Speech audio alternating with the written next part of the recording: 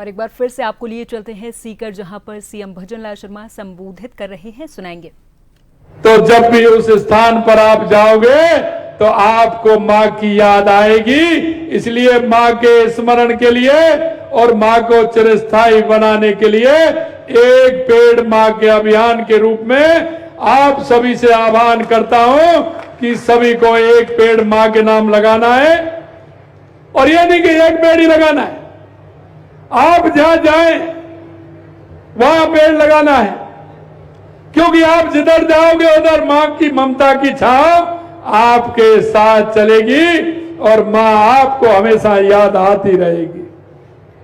आज वैसे भी बहुत पवित्र दिन है, क्योंकि हरियाली तीज है और हरियाली तीज हमारा बहुत बड़ा पर्व है, लोक पर्व है, हमारी संस्कृति का पर्व है।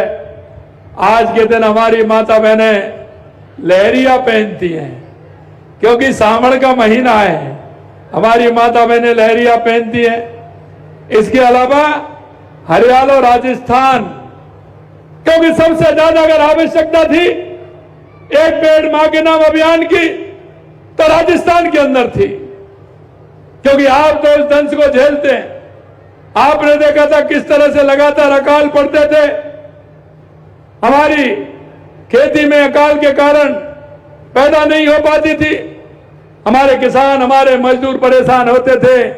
लेकिन मैं आपको कहना चाहता हूं मेरे भाई और बहनों, पिछली साल जैसे ही आपने एक पेड़ मां के नाम लगाया, हरियाणा और राजस्थान के लिए आपने एक अभियान चलाया, वन महोत्सव के माध्यम से आपने अभियान चलाया।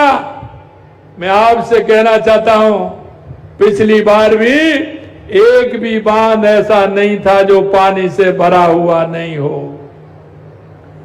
और अभी ये जुलाई का महीना चल रहा है, अगस्त और सितंबर अभी बाकी है, लेकिन लगातार आप देख रहे हो जिससे, क्योंकि सावन का महीना है, भोले बाबा की कृपा है, मां पार्वती की कृपा है, और लगातार जिस तरह से बारिश हो रही है,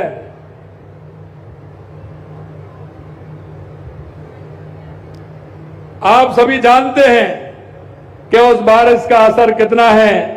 अभी मैं हेलीकॉप्टर से आ रहा था, हरियाली चादर पूरे सीकर में, पूरे राजस्थान में बिछी हुई है।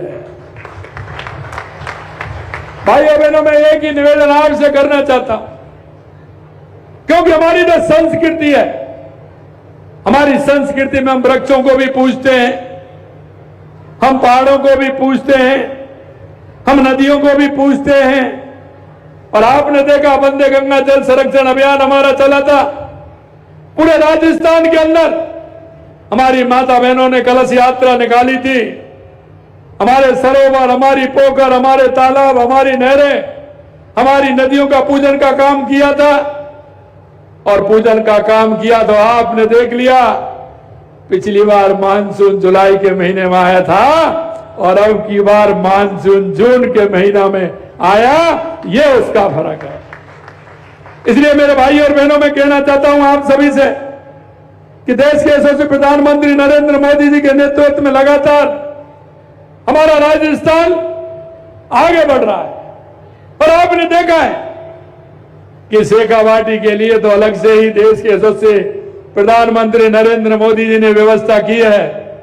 जो यहाँ के कांग्रेस के लोग थे, हमेशा में आश्वासन देते थे, जनता के बीच में जाते थे, झूठे वादे करते थे। लगातार उन्होंने वादे किए कि यमुना का पानी यहां लेकर के आएंगे।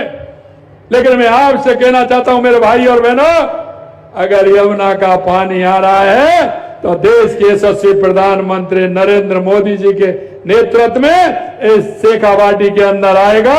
उसकी डीपीआर बन के तैयार हो रही है, क्योंकि हमने जैसे हमारी सरकार, हमने देखा सरकार आई थी राजस्थान में, देखा कि क्या आवश्यकता है। और मैं इसलिए कहना चाहता हूं कि आप उन लोगों पर जो झूठ और लूट की राजनीति करते हैं, हमेशा आपने तो समय आता है तो वो बरगलाने का काम करते हैं, भेगाने का काम करते हैं।